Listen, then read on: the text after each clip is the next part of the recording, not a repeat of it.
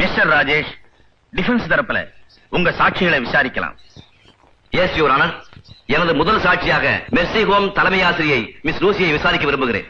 S, permission granted.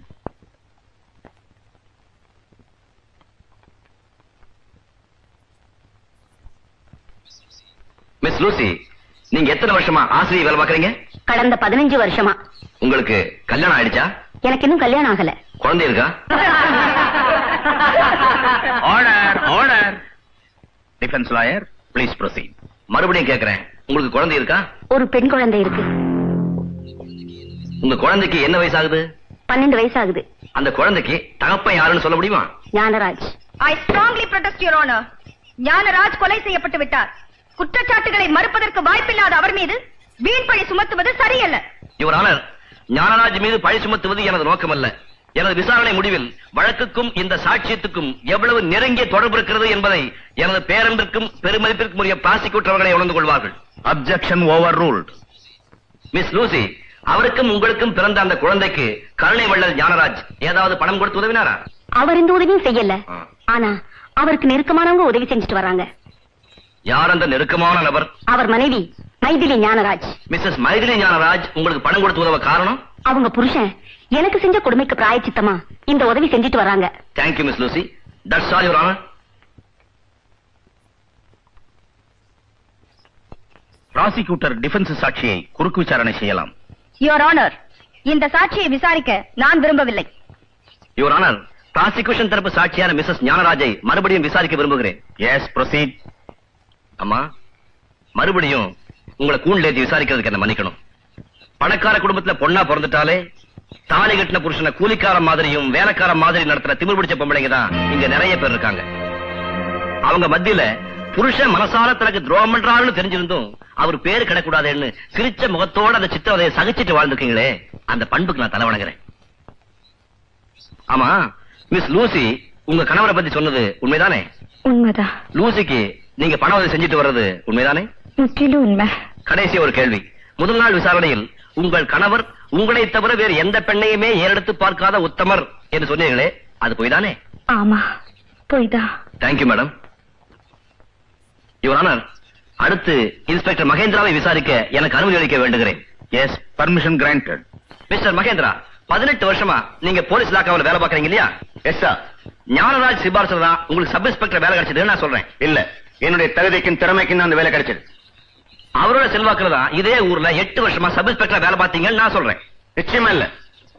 அவரோட சிபாரிசுல தான் உங்களுக்கு இன்ஸ்பெக்டர் பதவி உயர்வே கிடைச்சதுன்னு நான் சொல்றேன். Am I correct? என்னுடைய பதவி உயர்வுக்கு காரணம் ஞானராஜ் இல்ல, என்னுடைய நேர்மையும் உழைப்பும் தான். ரொம்ப நாளா உங்களுக்கு ஞானராஜ தெரியும். அவரை பத்தி என்ன நினைக்கிறீங்க? அவர் ஒரு நல்ல மனிதர். That's all. அந்த நல்ல மனிதரோட நீங்க நெருக்கமான தொடர்பு வச்சிருந்தது உண்டா? சில பொது நிகழ்ச்சிகளில் சந்தித்துக் கொண்டதை தவிர அவருடன் வேறு நெருக்கமான உறவு வைத்துக் கொண்டதில்லை. ஐ சீ. உங்க மகனுக்கு என்ன பேர் வச்சிருக்கீங்க? ஞானராஜ். உங்க பையனுக்கு ஞானராஜன் பேர் வச்சு அவருக்கு ஆராதனையே பண்ணிருக்கீங்க. பட் அவருக்கு உங்களுக்கு நெருக்கம் இல்லைன்னு சொல்றீங்க. It looks funny. I object your honor. அவர் பிள்ளைக்கு அவருக்கு பிடித்தமான ஒரு பேரை வச்சிருக்காரு. அதுக்காக அந்த பேர் உள்ளவங்க எல்லாம் அவருக்கு பிடிக்கணுங்கிற அவசியம் இல்ல. Objection upheld. Defense lawyer must avoid such irrelevant questions. Yes, your honor. Mister Mahendra, இந்த ஊர்ல நீங்க சப் இன்ஸ்பெக்டரா இருந்தப்ப தானே மேல் டீச்சர் தற்கொலை பண்ணிட்டாங்க? ஆமா. அப்போ அந்த தற்கொலையும் நீங்க தானே விசாரணை பண்ணிருப்பீங்க? நேச்சுரலி. மேரியின் சடலத்தை போஸ்ட்மார்ட்டத்துக்கு அனுப்புறீங்களா? இல்ல. ஏன் அனுப்பல? பஞ்சாயத்தார் அதை தற்கொலை முடிவு பண்ணதுனால போஸ்ட்மார்ட்டத்துக்கு அனுப்ப வேண்டிய அவசியமே ஏற்படல. அந்த பஞ்சாயத்துக்கு தலைவர் யார்? மிஸ்டர் ஞானராஜ். Very good. தீபாவின் தாயார் தற்கொலை பண்ணிக்கல, ஞானராஜால் கொலை செய்யப்பட்டார்னு உங்ககிட்ட யாருமே சொல்லலையா? சொல்லல. மேரியின் மர்மச்சாவை பத்தி மறு விசாரணை செய்யணும்னு உங்ககிட்ட யாருமே கேட்கலையா? கேட்கல. நீங்க சந்தேகப்படுற மாதிரி ஊர்ல அப்படி ஒரு வதந்தியே கிளம்பலையா? கிளம்பல. லுக் மிஸ்டர் மகேந்திரா, நீங்க பொய் சொல்றீங்க நிரூபிக்கிறதுக்கு எங்கிட்ட சாட்சிகள் இருக்கு. அப்படி நானா நிரூபிச்சுட்டா பொய் சாட்சி சொன்ன குற்றத்துக்கும் போலீஸ் ஆபீசரா இருந்துகிட்டே நீதிக்கு இடையூறான என்ன குற்றத்துக்கு ஆளாயிடுவீங்க. Come on, come out with the truth. Mary கொலைதான் செய்யப்பட்டாங்கிற வதந்தி ஊர்ல கிளம்பினதும் உண்மைதான். அந்த வதந்தியை கேட்டதுக்கு அப்புறம் ஏதாவது நடவடிக்கை எடுத்தீங்களா? எடுக்கல. ஏன் எடுக்கல? அதுக்கு முன்னாலேயே புதைச்சிட்டோம். எதை புதைச்சிட்டீங்க? உண்மைகளையா? இல்ல, மேரியோட சடலத்தை. சோ மேரியின் மரணம் தீர விசாரிக்கப்படலங்கிறதா உண்மை இல்லையா? வந்து வந்து ப்ளீஸ் கம் அவுட். இருக்கலாம். நீங்க இறங்கலாம். That's all your honour. Your next witness mister Rajesh. Father Michael. Father, எத்தனை வருஷமா இந்த ஊர்ல இருக்கீங்க? 30 வருஷமா இருக்கேன். டீச்சர் மேரி உங்களுக்கு தெரியுமா? நல்லா தெரியும். மேரியின் மகள் இந்த தீபா உங்களுக்கு தெரியுமா? அவ சின்ன குழந்தையா இருந்த போதே எனக்கு தெரியும். மேரியின் மரணத்துக்கு அப்புறம் தீபா உங்க பாதுகாப்புல தானே இருந்தா? ஆமா. ஆனா கொஞ்ச நாளைக்கு பிறகு திருச்சியில இருந்த அவ சித்திக்கிட்ட அவளை நான் ஒப்படைச்சிட்டேன். உங்களுக்கு கொலை உண்ட ஞானராஜ தெரியுமா? நன்றாக தெரியும். ஞானராஜ் தீபாவின் தாயாரை கற்பழித்து கொலை செய்து விட்டார் என்பது உங்களுக்கு தெரியுமா? மன்னிக்கவும், இந்த கேள்விக்கு என்னால் பதில் சொல்ல முடியாது. காரணம், அந்த நிகழ்ச்சியை நான் கண்ணால் பார்க்கவில்லை. இந்த போட்டோவில் இருக்கும் கல்லறை யாருடையது என்று சொல்ல முடியுமா? தீபாவுடைய தாயார் மேரியுடைய கல்லறை. அதில் சில எழுத்துக்கள் தெரிகின்றனவே, அதை கொஞ்சம் படித்து சொல்ல முடியுமா? ஞானராஜை கொல்வேன் என்று எழுதப்பட்டிருக்கிறது. இது யாரால் எழுதப்பட்டது? இந்த தீபா 10 வயது சிறுமியாக இருந்த போது எழுதியது. எப்போது எழுதப்பட்டது என்று சொல்ல முடியுமா? தீபாவின் தாயார் அடக்கம் செய்யப்பட்ட மறுநாள். கல்லறையில் தீபா எழுதியதை நீங்கள் நேரில் பார்த்தீர்களா? நேரில் பார்த்தேன். Thank you father. யுவர் ஆனர், இந்த போட்டோவை டிஃபென்ஸ் தரப்பு தடயமாக கோர்ட்டில் தாக்கல் செய்கிறேன்.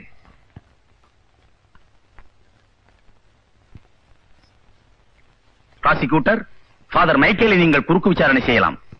யுவர் ஆனர், ஃபாதர் மைக்கேலை குறுக்கு விசாரணை செய்ய நான் விரும்பவில்லை. ஏனென்றால் நாம் நடத்த வேண்டிய வழக்கு தீபா ஞானராஜை சுட்டுக் கொன்ற கொலை வழக்கு. ஆனால் இங்கு நடந்து கொண்டிருப்பதோ ஞானராஜ் தீபாவின் தாயாரை கொன்றார் என்ற வழக்கு. இது முற்றிலும் கோர்ட்டின் விதிமுறைகளுக்கு புறம்பானது. வழக்கை மீண்டும் திசை திருப்ப வேண்டாம் என்று எதிர்த்தரப்பு வக்கீலை கேட்டுக்கொள்கிறேன். யுவர் ஆனர், இந்த குற்றச்சாட்டை மறுக்கிறேன். எந்த கொலை வழக்கிலும் தீர்க்கமான முடிவெடுத்து தீர்ப்பு எழுதுவதற்கு முன்பு அந்த கொலைக்கான காரண காரியங்கள் என்ன என்பதையும் அது சம்பந்தப்பட்ட சகலவிதமான சந்தர்ப்ப சூழ்நிலைகளையும் கொலையாளியின் நடத்தையையும் தீர விசாரிப்பதே நீதிமன்றத்தின் விதிமுறை என்பதை அரசாங்க தரப்பு வக்கீலுக்கு நினைவுபடுத்த விரும்புகிறேன். மிஸ்டர் ராஜேஷ், உங்கள் விளக்கங்களை இந்த கோர்ட் ஏற்றுக்கொள்கிறது.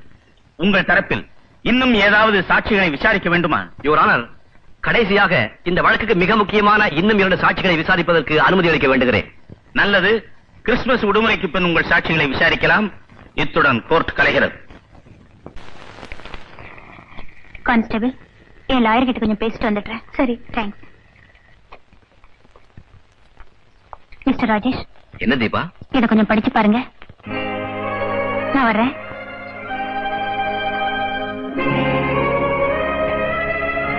Mister defence lawyer. என்ன மேடம்? உங்ககிட்ட ஒரு சந்தேகம் கேட்கலாமா? நீங்க தான் சட்டத்தை கரைச்சு குடிச்சவங்களாச்சே, உங்களுக்கு கூடவா சந்தேகம் வந்துடுச்சு? எனக்கு வந்திருக்கிற சந்தேகம் சட்டத்துல இல்ல, உங்க நடத்தையில. ஏன்? நல்லா தானே நடக்கிறேன். இல்ல, நல்லா நட்டிக்கிறீங்க. பச்சையாவே கேக்குறேன், தீபா உங்க கட்சிக்காரியா இல்ல காதலியா? நீங்க நினைக்கிற மாதிரி அவ என் காதலி இல்ல. பின்ன யாரு? என் கண்மணி. நவ் டிஃபென்ஸ் லாயர், உங்கள் சாட்சிகளை நீங்கள் விசாரணை செய்யலாம். என் தரப்பில் விசாரிக்க இன்னும் 2 சாட்சிகள் இருக்கிறார்கள்.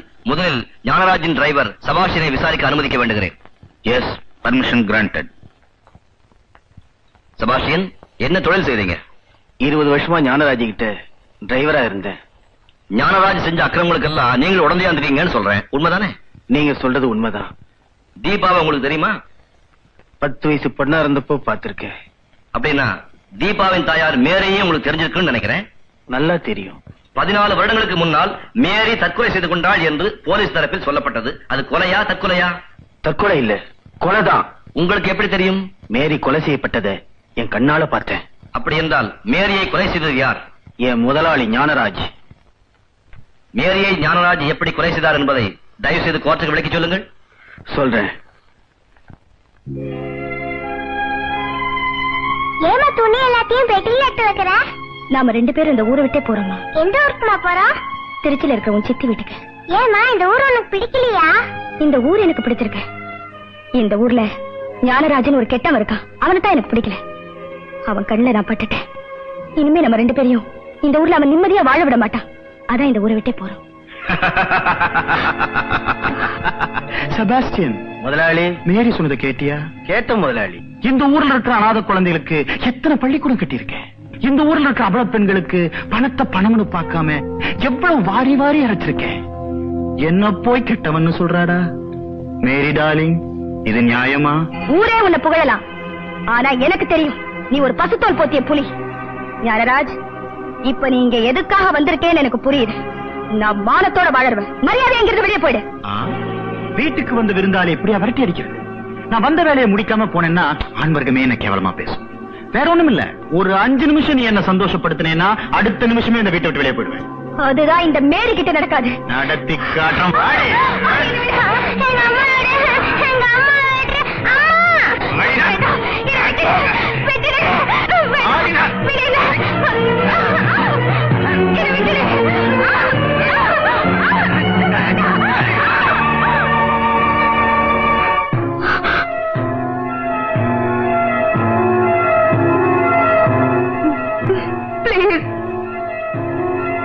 என்ன விட்டுடு.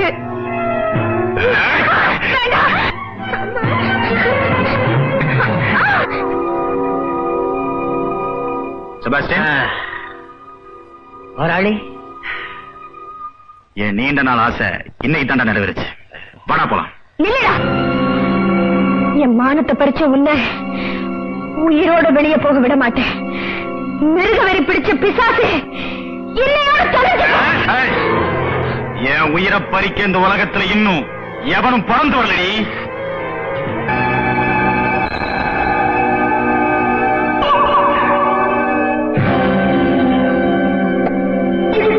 மயக்கம் போட்டு விட்டாளா? மண்டைய போட்டாரா? ஐயோ, செத்து போயிட்டாளா? இப்ப என்ன முதலாளி செய்யறது? செய்யறது என்னடா? கழுதைய கைத்துல கட்டி தொங்க விட்டுட்டு தற்கொலைன்னு சொல்லிட வேண்டியதான். முதலாளி, சொன்னதை செய். ஞானராஜ் உத்தரவுப்படி மேரியோடைய சடலத்தை நான் தான் கைத்துல கட்டி தொங்க விட்டேன். தற்கொலை பண்ணிக்கிட்டதா ஊரை நம்ப வச்சேன். கர்த்தர் மேல ஆணையா சொல்றேன், இதுதான் நடந்தது. I see. I request the court to note down this point.